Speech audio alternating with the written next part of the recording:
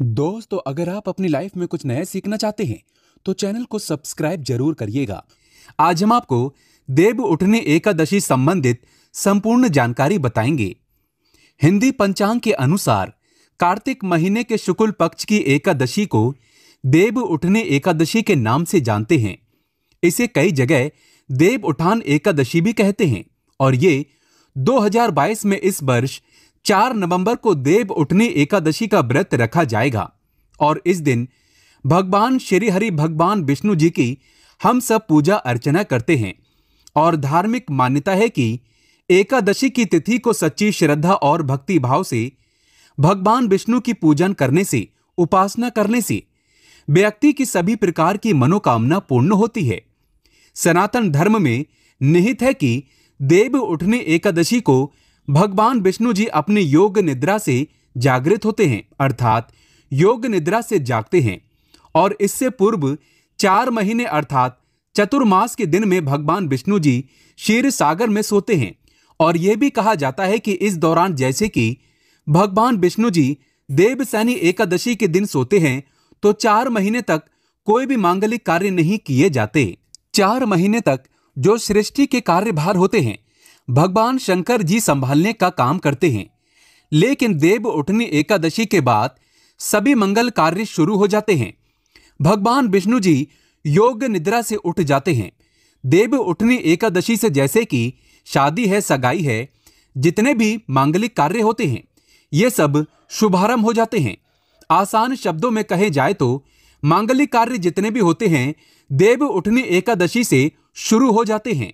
तो आज का जो हमारा वीडियो का विषय है बहुत ही सुंदर है। आज मैं आप लोगों को एकादशी संबंधित संपूर्ण जानकारी बताऊंगा। साथ ही इस वीडियो में मैं आप लोगों को बताऊंगा कि देव उठनी एकादशी के दिन हमें क्या करना चाहिए जिससे हमारी आध्यात्मिक उन्नति हो। आध्यात्मिक उन्नति के साथ साथ हमें मोक्ष की प्राप्ति भी हो। मृत्यु के बाद व्यक्ति को मोक्ष ही चाहिए। साथ ही इस वीडियो में मैं आप लोगों को बताऊंगा कि देव उठनी एकादशी के दिन तुलसी मैया में कौन सी ऐसी चीज चढ़ाने से 24 घंटे के भीतर ही हमारी मनोकामना पूर्ण हो जाएगी। तो ये वीडियो ध्यान से देखिएगा। तो आइए इस वीडियो में जानते हैं देव उठनी एकादशी की तिथि। इससे पहले अगर आपने अभी तक हमारे चैनल को सब्सक्राइब नहीं किया है तो चैनल को सब्सक्राइब करके बेल आइकन जरूर दबाइएगा। अगर आप माता तुलसी की कृपा प्राप्त करना चाहते हैं तो सच्चे हृदय से कमेंट बॉक्स में लिखें जय माता तुलसी। तुलसी माता आपकी हर इच्छा अवश्य पूर्ण करे। मां तुलसी के लिए एक लाइक तो बनता है। दोस्तों, देव उठनी एकादशी की तिथि गुरुवार 3 नवंबर को संध्या काल में 7:30 में शुरू हो जाएगी, जो कि अगले दिन 4 नवंबर को संध्या काल 6:08 में समाप्त होगा। व्यक्ति 4 नवंबर को भगवान विष्णु जी की पूजा और उपासना कर सकते हैं। एकादशी का व्रत रख सकते हैं। 5 नवंबर को सुबह 8:52 में इनका पारण कर सकते हैं। देव उठनी एकादशी की पूजन विधि ध्यान से सुनिएगा। तो दशमी के दिन से आपको लहसुन प्याज समेत जितने भी तामसिक भोजन होते हैं सबका त्याग कर देना चाहिए। अगले दिन यानी कि एकादशी को ब्रह्म मुहूर्त में आपको उठना चाहिए। नित्य कर्म से निवृत्त होकर के पानी में गंगा जल मिलाकर के स्नान करना चाहिए, क्योंकि अगर आप जो गंगा के तट के पास में रहते हैं, निवास करते हैं, तो गंगा में नहा सकते हैं। लेकिन अगर गंगा के पास में नहीं है तो किसी भी पवित्र नदी में आप स्नान कर सकते हैं। पवित्र नदी आसपास में नहीं बह रही है तो गंगा मैया की कुछ बूंदें डालकर नहाने के पानी में डालकर के स्नान कर सकते हैं। इसके पश्चात आसमन करके व्रत का संकल्प ले सकते हैं। अब सूर्यदेव को जल आपको अर्घ्य देना है। फिर भगवान श्री हरि विष्णु जी की पूजन में आपको फल, फूल, पुष्प, धूप, दीप, कपूर बाती, पीले मिष्ठान आदि से भगवान विष्णु जी की आरती करना है। और अंत में आरती अर्चना करने के बाद दिन भर आपको उपवास रखना है। संध्या काल में फिर से आरती अर्चना करने के पश्चात आपको फलाहार करना है। दिन में एक बार फल और जल ग्रहण कर सकते हैं। 5 नवंबर को नित्य दिनों की तरह आपको पूजा और उपासना करके पारण करना है। उसके बाद ब्राह्मणों को, जरूरतमंद जितने भी लोग हैं, आप उन्हें अन्न का दान कर सकते हैं। सामर्थ्य के अनुसार दे सकते हैं। इसे बहुत ही शुभ माना जाता है। दोस्तों अब चलिए इस वीडियो में जानते हैं आखिर हमें देव उठनी एकादशी के दिन कौन से ऐसे उपाय करने चाहिए जिससे हमारी आध्यात्मिक उन्नति हो, हमारी बंद किस्मत के ताले खुल जाएं। कहने का मतलब है कि आप में से अधिकतर लोग ऐसे बोलते हैं कि गुरुजी हम काफी मेहनत करने के बाद भी सफल व्यक्ति नहीं बन पा रहे हैं, अर्थात पैसे तो आते हैं लेकिन चले जाते हैं, अर्थात हमारे घर में लक्ष्मी स्थिर नहीं हो पा रही है। और अधिकतर ये सभी के साथ में होता है। लक्ष्मी को स्थिर रखने के लिए हमारे धर्म शास्त्रों में अनेकों उपाय बताए गए हैं। यह भी कहा जाता है कि जहां पर भगवान विष्णु जी की पूजा की जाए, उपासना की जाए, तो वहां पर माता लक्ष्मी स्वतः ही खींची चली आती है। जहां पर विष्णु है अर्थात धर्म है, वहां पर लक्ष्मी खींची चली आती है। जहां धर्म है वहां सब कुछ है। तो चलिए इस वीडियो में जानते हैं कि किस प्रकार से हम अपने घर की लक्ष्मी को स्थायी कर सकते हैं, अर्थात हम दौलत को स्थायी बना सकते हैं। साथ ही साथ इस वीडियो में हम बताएंगे रोजगार के साधन, किस प्रकार से आप बेरोजगार हैं तो आपको रोजगार की प्राप्ति होगी। धन दौलत के साथ साथ सुख संपत्ति एवं धर्म की प्राप्ति करने का सबसे सरल आसान विधि बताएंगे। दोस्तों भगवान विष्णु को प्रसन्न करने के लिए देव उठनी एकादशी के दिन भगवान विष्णु जी को केसर और दूध से, ध्यान से सुनना, जो दूध है उसमें केसर मिलाकर के, तो केसर युक्त दूध से भगवान विष्णु जी का अभिषेक करना चाहिए। ऐसा करने से व्यक्ति के सभी प्रकार की मनोकामना की पूर्ति होती है। इससे भगवान विष्णु प्रसन्न होते हैं। ये जो उपाय है ये शास्त्रों में लिखित उपाय है। ये उपाय बहुत ही प्रभावी और चमत्कारी उपाय है। चाहे कोई भी विशेष प्रकार की मनोकामना हो और वो मनोकामना आपके लंबे समय से पूर्ण नहीं हो पा रही हो, तो ये उपाय करने से वो मनोकामना शीघ्र ही पूर्ण हो जाती है। यदि कोई व्यक्ति आर्थिक तौर पर बहुत समस्याओं को झेल रहा है तो वो देव उठनी एकादशी के दिन भगवान विष्णु जी की पूजा करे, उन्हें कुछ पैसे अर्पित करे। पैसे अर्पित करते समय आपको बोलना है कि हे भगवान, ये पैसे मैं आपको अपनी आर्थिक उन्नति के लिए समर्पित कर रहा हूं, कृपया आप इसे स्वीकार करें। इस प्रकार से आपको प्रार्थना करना है और इसके बाद पूजन के उपरांत इन पैसों को भगवान विष्णु जी का आशीर्वाद स्वरूप मानकर आप इसे अपनी तिजोरी में रखें या पर्स में रखें। ऐसा करने से धन लाभ होता है और पैसों से जुड़ी जो भी समस्या आपके जीवन में होती रहती है वो समस्या समाप्त हो जाती है। ये पैसे फिर साधारण पैसे नहीं रह जाते, इसमें भगवान विष्णु की शक्तियां जागृत हो जाती हैं। ये साधारण पैसे नहीं होते, इसे आप संभाल कर रखें। ये साक्षात नारायण का आशीर्वाद बन जाते हैं।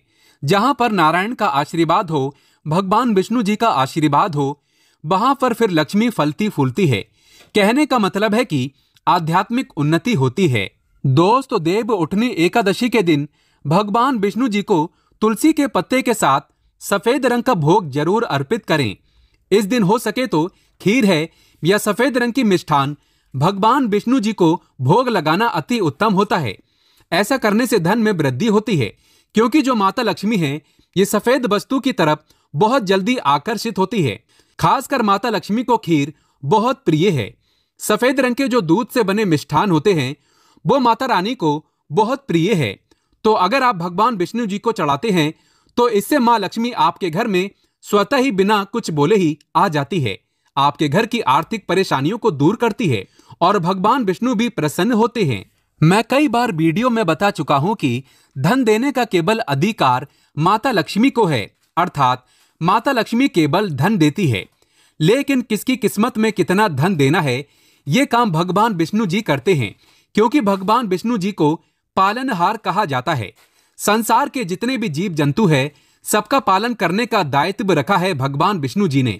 तो भगवान विष्णु जी किसके कर्मों में कितना धन देना है ये निर्णय करते हैं।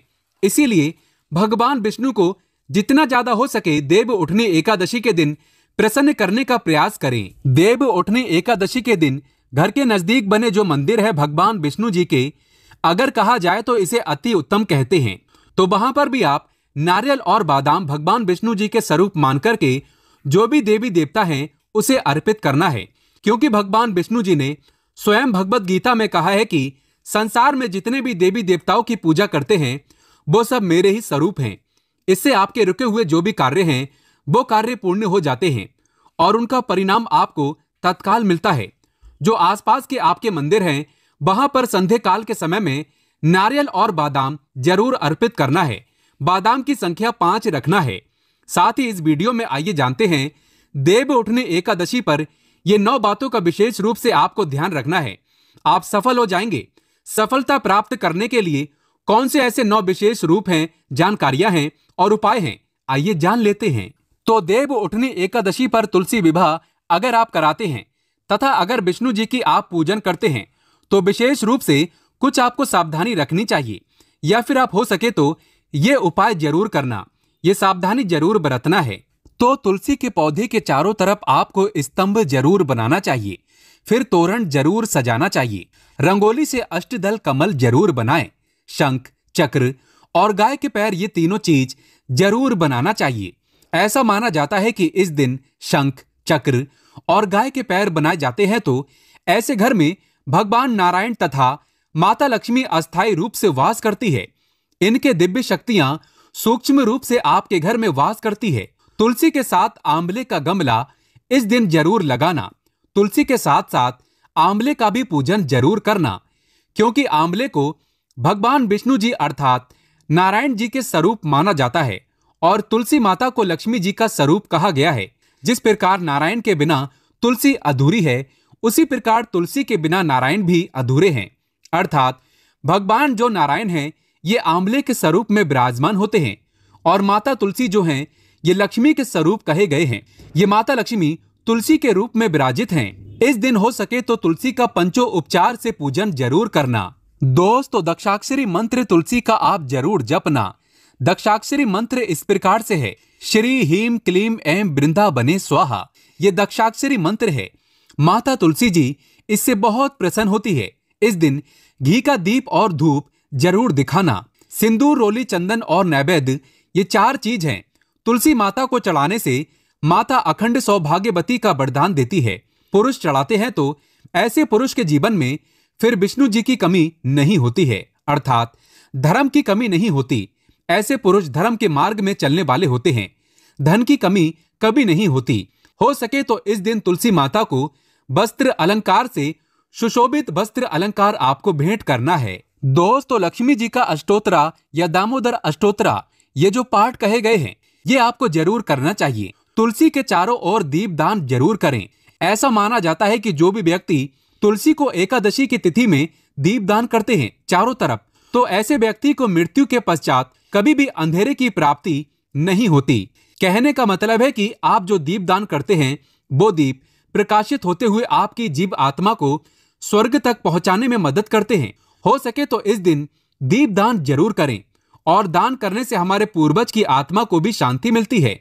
जो हमारे पूर्वज किसी कारणवश नरक भोग रहे, किसी कारणवश उन्हें स्वर्ग की प्राप्ति नहीं हो रही, तो दीपदान करने से उन्हें स्वर्ग की प्राप्ति होती है। दोस्तों, एकादशी के दिन भगवान विष्णु जी को तुलसी जरूर चढ़ाना चाहिए। ऐसा माना जाता है कि इस दिन एक तुलसी का पत्ता चढ़ाने से 10,000 गौदान के बराबर की प्राप्ति होती है।